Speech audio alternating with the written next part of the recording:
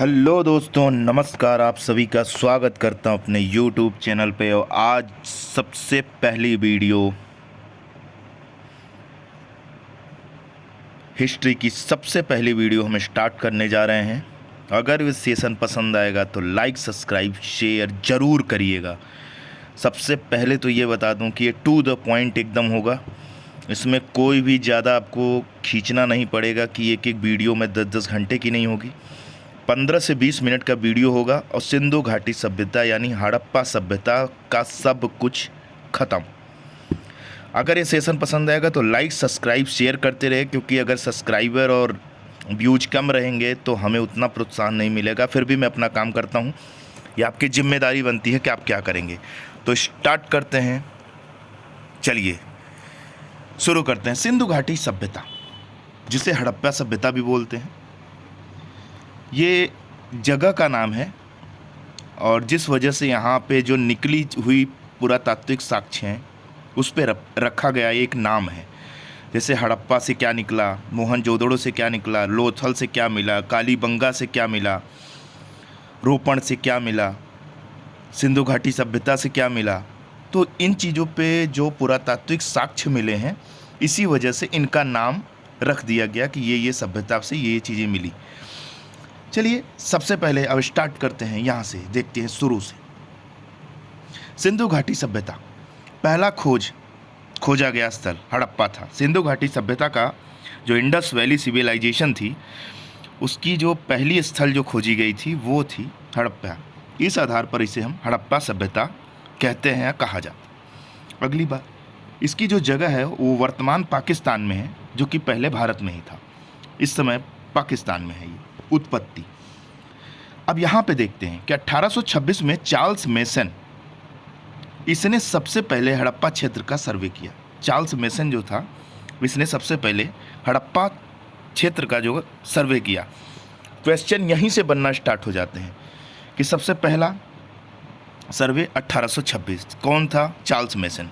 दूसरी बात आती है, जब बात आती है 1853 ईस्वी में, तो विलियम ब्रंटन जो कि एक इंजीनियर थे और लाहौर और कराची के बीच में रेलवे लाइन बिछाने का काम कर रहे थे, जिसमें क्या हुआ कि उनको ईंटों की ज़रूरत पड़ी।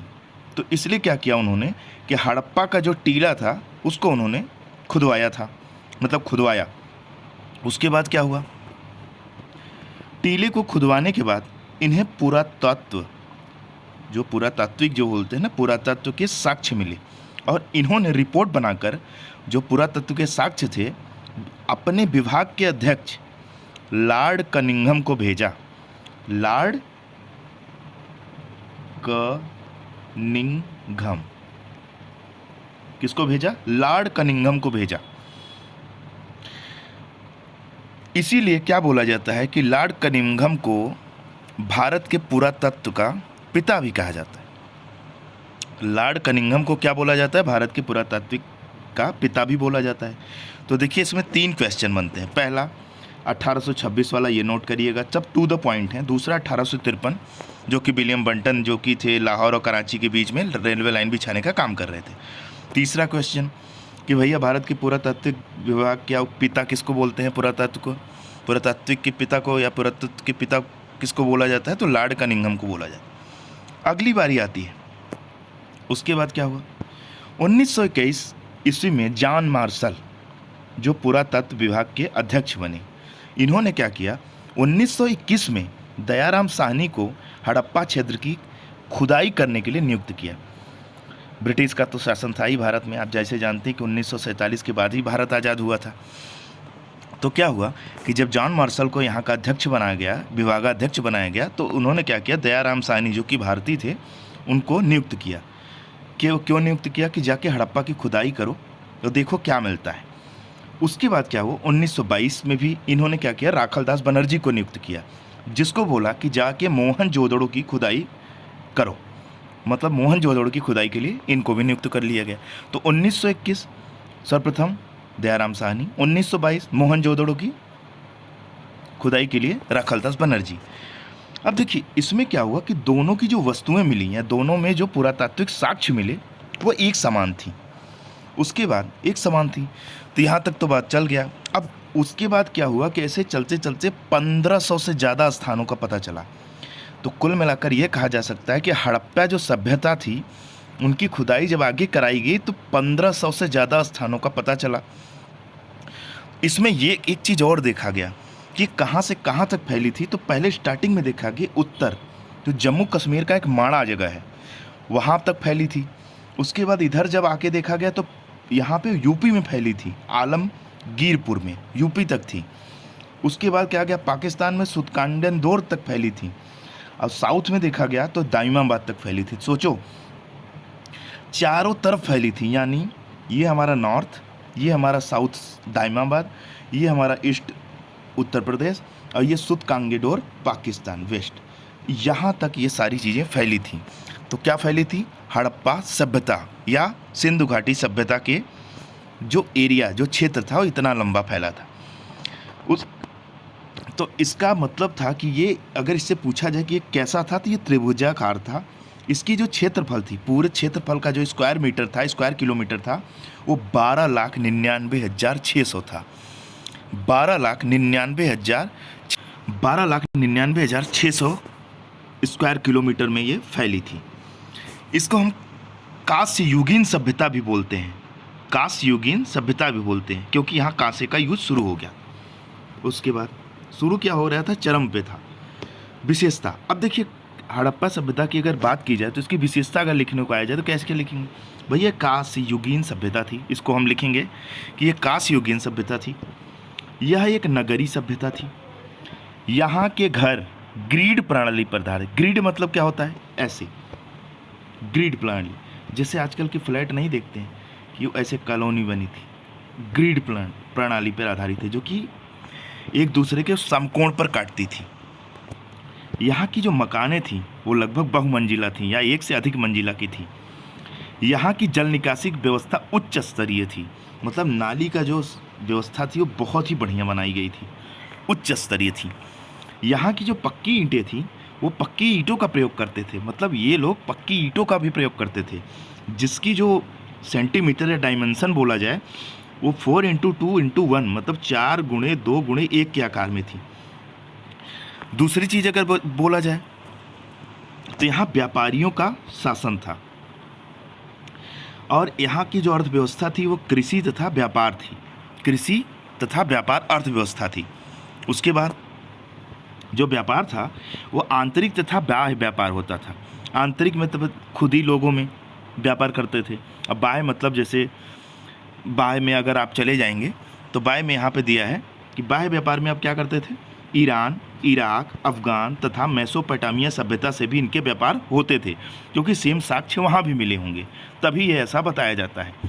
उसके बाद क्या होगा, कृषि में क्या करते थे, तो गेहूँ, चावल आदि फसलों का उत्पादन करते थे।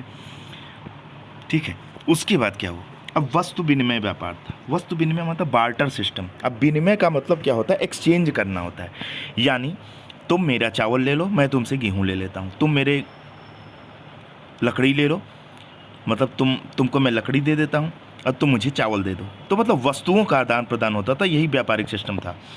दूसरी चीज़, कपास की खेती सर्वप्रथम इन्होंने ही किया था, मतलब हड़प्पा सभ्यता वालों ने ही सबसे पहले कपास की खेती किया था उन्होंने सबसे पहले कपास की खेती किया था। अब इनकी सामाजिक व्यवस्था क्या थी, तो सामाजिक व्यवस्था जी जो थी वो मात्र सत्तात्मक थी। जैसे आज मोदी जी नहीं करवा रहे हैं कि घर की मुखिया का नाम पे इस समय जो यहाँ की माता होंगी सबसे पहले उनका नाम हो जाता है। जैसे आज आप राशन कार्ड पे देखो तो पहले पिताजी का नाम होता था, लेकिन अब घर की मुखिया में किसको डाल दिया, माता जी का नाम। तो वही मात्र सत्तात्मक समाज था जिसमें दो वर्ग थे, निम्न वर्ग और उच्च वर्ग, यानी उच्च वर्ग और निम्न वर्ग।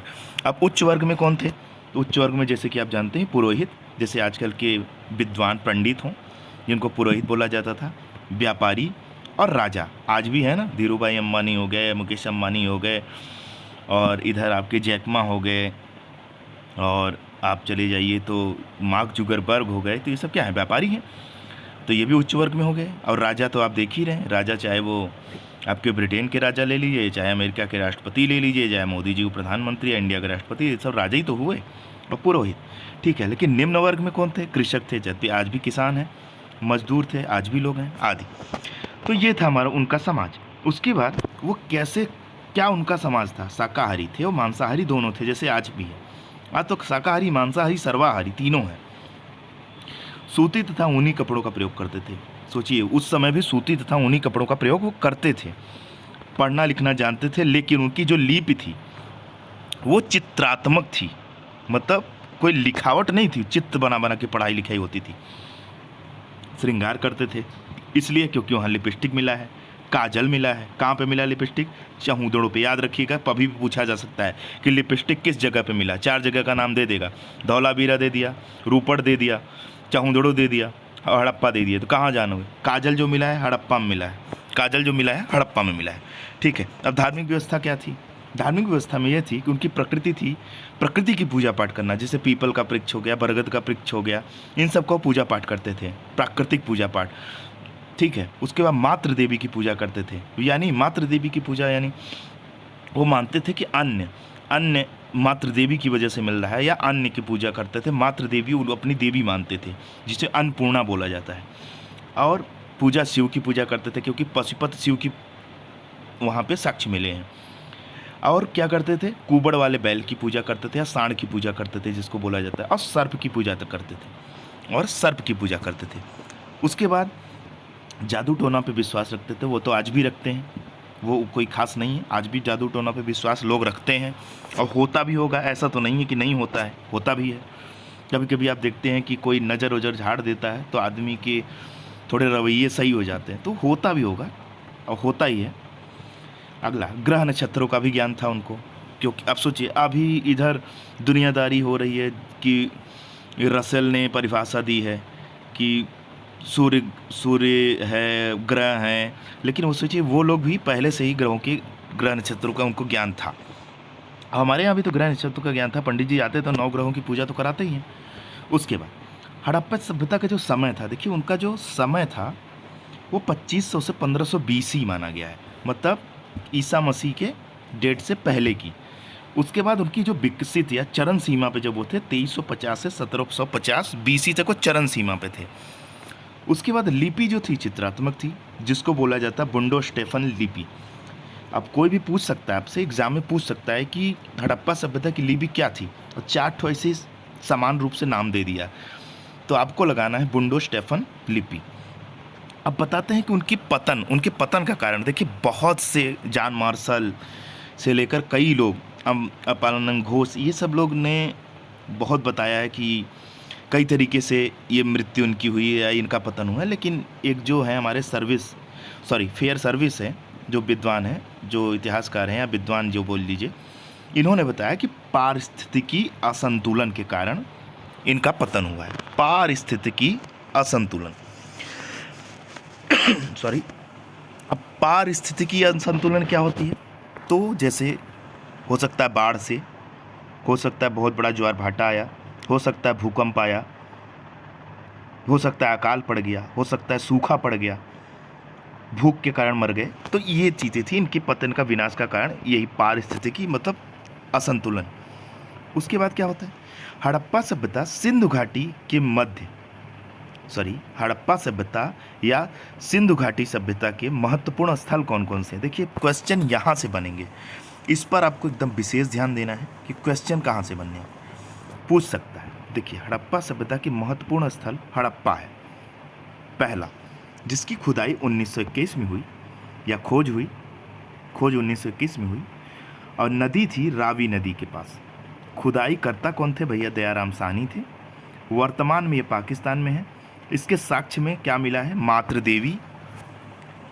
देवी के साक्ष्य मिले हैं। R37 जो कब्रिस्तान मिला है, श्रमिक आवास मिला है, काजल मिला है, और अन्नागार मिला है। इतना तो समझ में आ गया क्या क्या मिला है। उसके बाद बात करते हैं मोहनजोदड़ो की। अब देखिए मोहनजोदड़ो में क्या क्या मिला है। इसकी जो खुदाई हुई 1922 में, नदी सिंधु नदी है जो कि पाकिस्तान में है। देखिए याद रखिएगा, हड़प्पा की जो नदी थी वो रावी थी, मोहनजोदड़ो की नदी सिंधु नदी थी, लेकिन दोनों कहाँ पे हैं? पाकिस्तान में। दोनों अभी वर्तमान पाकिस्तान में, ठीक है। उसके बाद खुदाई करता इनके कौन थे? मोहनजोदड़ो की खुदाई करता थे राखलदास बनर्जी। हड़प्पा की खुदाई करता थे दयाराम साहनी। मृत साक्ष्य क्या मिला है? यहाँ मृतकों का टीला मिला है, मतलब काफ़ी लाशें मिली हैं। सिंध का बाघ भी कहा जाता है, मोहनजोदड़ो को सिंध का बाघ भी कहा जाता है, और यहाँ काफ़ी लाशें मिली हैं। और तीसरा साक्ष्य पशुपति शिव का साक्ष्य मिला है। कांसे की नर्तकी मिली है जो नाचने वाली होती हैं, कांसे की। हाथी का कपाल खंड यानी जो ऊपर खोपड़ी का खंड मिला है। बृहद स्नानागार है, बृहद स्नानागार मतलब स्विमिंग पूल, जो आज का स्विमिंग पूल मिला है। अन्नागार मिला है, मतलब जहाँ पे फूड को रखा जाता है। जैसे कि आप बहुत बड़ा कांडाल खरीद लीजिए या बहुत बड़ा आप कोई ऐसा बर्तन खरीद लीजिए जिसमें अन्नागार स्टोरेज किया जा सके।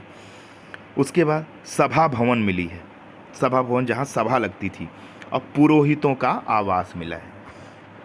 ठीक है, ये माना हुआ है, ये कि कोई सब कुछ माना हुआ है और क्वेश्चन इसी से आते हैं। उसके बाद बारी आती है चाहूदड़ो। चाहूदड़ो किस लिए बहुत ज़्यादा, मतलब कि चाहूदड़ो किस लिए फेमस है? तो भैया लिपस्टिक के लिए। ये लिपस्टिक यहीं मिली है। काजल मिला है हड़प्पा में, लिपस्टिक मिली चाहूदड़ो में। ये भी सिंध पाकिस्तान में है। इनकी खुदाई हुई 1931 में, और खुदाई करता थे NG मजुमदार। तो देखिए 3 लोग मिले गए हमको। 3 लोग कौन कौन मिले? सबसे पहले कौन मिले? यहाँ पे देखिए, हाँ, सबसे पहले मिले दयाराम साहनी 1921, राखलदास बनर्जी 1922, चाहूदड़ो 1931, खुदाई करता NG मजुमदार। ठीक है, अब साक्ष्य क्या के मिले? लिपस्टिक तो सबसे महत्वपूर्ण साक्ष्य यहाँ का है। उसके बाद बिल्ली का पीछा करता हुआ कुत्ता का साक्ष्य मिला है। उसके बाद देखिए, अब ऐसा नहीं कि जीवित मिले होंगे, जीवित भी मिल सकते हैं, जीवित मिले होंगे, कंकाल मिला होगा, या तो उनकी कोई आकृति बनी होगी। अगली चीज़ें कंफर्मेशन बहुत विशेष नहीं है इस पे। अब बात है लोथल की। लोथल, अब लोथल खुदाई, इनकी खुदाई होती है 1954 में। लोथल एक जगह है, बंदरगाह है, जो कि गुजरात में पड़ता है। ये बंदरगाह था जिसकी खुदाई होती है 1954 में, और जो भोगवा नदी के किनारे है गुजरात में, भोगवा नदी के किनारे। खुदाई करता कौन थे? SR राव थे। SR राव इसकी खुदाई करता थे। और जो यहाँ पे साक्ष्य मिले हैं वो गोदीवाड़ा है, डॉकयार्ड यानी बंदरगाह, जहाँ पे पानी वाली जहाज खड़ी होती हैं। अग्निवेदिका मिली है, मतलब जो ऐसे वेदी नहीं बना होता जिसमें से हवन कुंड होता है, आग निकलती है, हवन कुंड टाइप का वेदी बना। उसके बाद क्या मिला है? उसके बाद मिला है मम्मी का साक्ष्य। मम्मी मतलब ये नहीं, मम्मी नहीं, मम्मी। मम्मी मम्मी मतलब होता है कि किसी भी लाश को, मान लीजिए लाश हो गई, तो इसको ऐसे ऐसे ऐसे से लपेट के कपड़े में जो रखना मसाला लगा के, वो मम्मी का साक्ष्य मिला है। बीज बोने के यंत्र मिले हैं, बीज बोने के यंत्र के जो साक्ष्य मिले हैं। शल्य चिकित्सा, सोचिए उस समय सर्जरी होती थी, शल्य चिकित्सा मतलब सर्जरी होती थी उस समय। तो ये कहाँ से मिले हैं? ये कहाँ से मिले हैं? कहाँ से मिले हैं? लोथल बंदरगाह से। कहाँ से मिले हैं? लोथल बंदरगाह से। ठीक है, उसके बाद क्या मिले हैं भैया? प्रेमी जोड़े भी मिले हैं।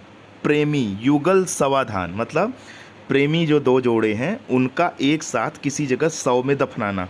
मतलब वहाँ का ये भी तो हो सकता है कि वहाँ पे जब औरतें मर जाती होंगे या आदमी मर जाते होंगे, शायद मात्र सत्तात्मक था, तब इसको आदमी या औरत कुछ कहा नहीं जा सकता, लेकिन कोई एक मर जाता होगा तो हो सकता है उसमें प्राण त्याग देते होंगे या उसी के साथ उनको भी दफना दिया जाता होगा। एक साथ प्रेमी युगल के जो समाधान मिले हैं। उसके बाद चावल के भी साक्ष्य मिले हैं। तो क्या के चावल के साक्ष्य मिले? पूछ सकता है कि लोथल से किस अन्न के साक्ष्य मिले हैं, तो आप बताएंगे चावल के साक्ष्य मिले हैं। अगला देखते हैं कालीबंगा। देखिए कालीबंगा का सबसे बेहतरीन चीज़ है कि घग्गर नदी राजस्थान के पास में घग्गर नदी है, घग्गर नदी के पास खुदाई करता थे इसका अमलानंद घोष और BK थापर। अमलानंद घोष और BK थापर। यहाँ पे सबसे महत्वपूर्ण चीज़ मिली है काले रंग की चूड़ियों का शहर। काले रंग की चूड़ियों का शहर बोला जाता है इसको। अगली चीज़, तो भाई चूड़ी मिली होगी तभी तो बता रहे हैं ज़्यादा चूड़ी। साक्ष्य क्या क्या मिले? 7 हवन कुंड मिले, 7 हवन कुंड मिले हैं। यहाँ जुता हुआ खेत मिला है, किसी पूजा पाठ की निशानी है। भूकंप के भी साक्ष्य मिले हैं, ऊँट की हड्डी मिली है और कच्चे ईंट मिले, ठीक है। उसके बाद धौलावीरा बोलें या धौरावीरा बोलें, ये भी गुजरात में। अब इसमें क्या मिले हैं, जलाशय मिले हैं, बहुत बड़े तालाब वगैरह, साइन बोर्ड मिले हैं, स्टेडियम मिला है खेलने के। सोचिए इतने डेवलप व्यवस्था थी उस समय।